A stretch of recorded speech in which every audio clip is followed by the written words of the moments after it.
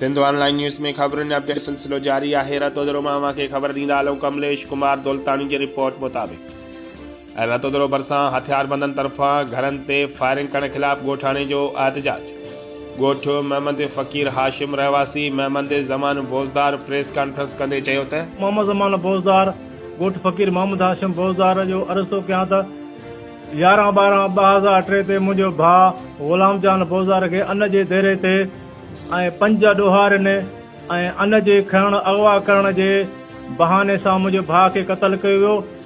ॻोठ रोशनाबाद बोज़दार जो चाकर बोज़दार, हिदायतुल्ला बोज़दार, बाशू अलावदायो बोज़दार मेराब वारा अॼु 8 बजे राति असांजे ॻोठ जे मथां हमिलो कयो, फायरिंग कयो ऐं केस खां हथ खणण लाइ असांखे धमकियूं ॾेई रहिया आहिनि। अॼु उहो हुते सॼे ॻोठ ते हथियारबंदनि जा मौजूदु आहिनि।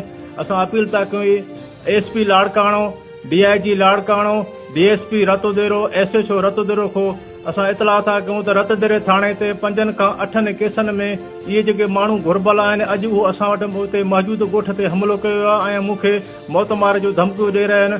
असां अपील था कयूं त मूंखे गिरफ़्तार कयो वञे।